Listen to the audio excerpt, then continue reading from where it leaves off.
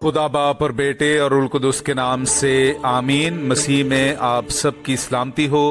बहार colony coat Lakhpat Lahore से मैं एंड्रू इसाक आपके हुजूर रोज़मर्रा की तलावतें लेकर हाजिर होता हूँ। तो मेरे अजीज़ों, आइए हम भरपूर ईमान के साथ आज की तलावतें सुनते हैं। Hallelujah, hallelujah, hallelujah, hallelujah. Yesu मैनू अपना कलाम सिखा, अपने खादम दा मुंह बन जा, अपने खादम दा मुंह बन जा। तेरे दर उत्ते आया यसु तेरी आस्ते, तेरे दर उत्ते आया यसु तेरी आस्ते। होवे अज दा कलाम यसु मेरे वास्ते, होवे अज दा कलाम यसु मेरे वास्ते। Hallelujah, hallelujah, hallelujah, hallelujah, hallelujah, hallelujah, hallelujah, hallelujah.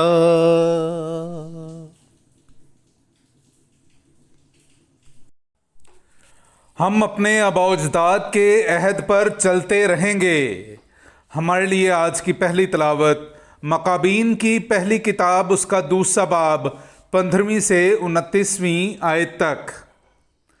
और वो जो बादशाह की तरफ से भेजे गए कि लोगों को जबरन बरगश्ता करें, मोदीन शहर में आए ताकि वहाँ भी कुर्बानी कराएं। और इसराइल में से बहुतेरे उनके साथ मिल गए, लेकिन मततिया और उसके बेटे मुस्तकिल तौर पर अलहदा रहे। तो शाही एलची मततिया से बात करके कहने लगा कि तू इस शहर में रईस और मुअज़्ज़िज़ और रोबदार है, और बेटे और भाई तेरे जानिबदार हैं।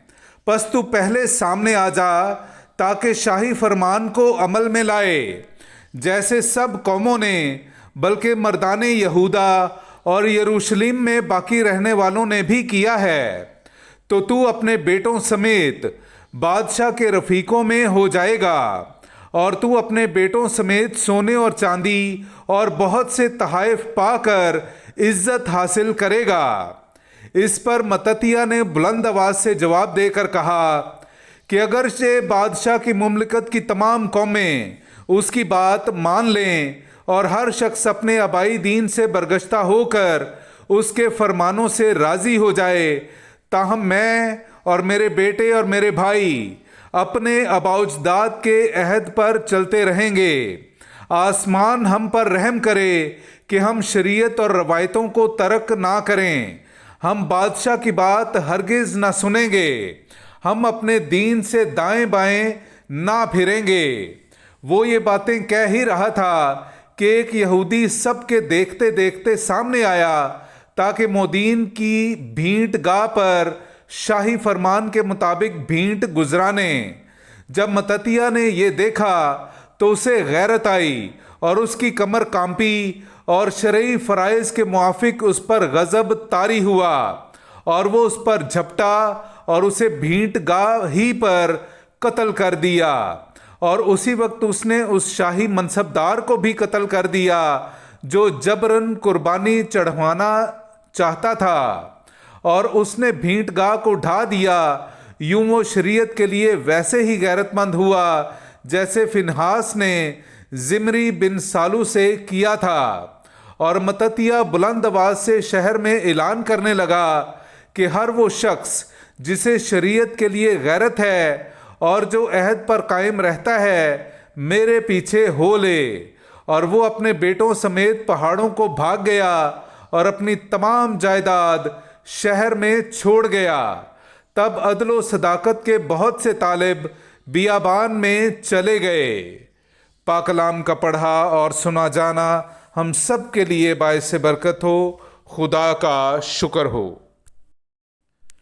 मेरे अजीज़ों, आइए हम आज का जमायती ज़बूर सुनते हैं। ज़बूर नंबर 50, उसकी पहली से दूसरी, 5वीं से 6ठी और फिर 14वीं से 15वीं आयत तक।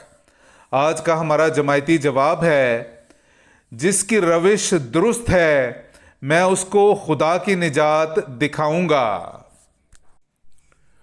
खुदावंद ने कलाम करके दुनिया को बुलाया है। आफताब की जाए तुलू से लेकर उसकी जाए गुरूब तक। सहून से जिसका हुस्न कामिल है, खुदा जलवागर हुआ है।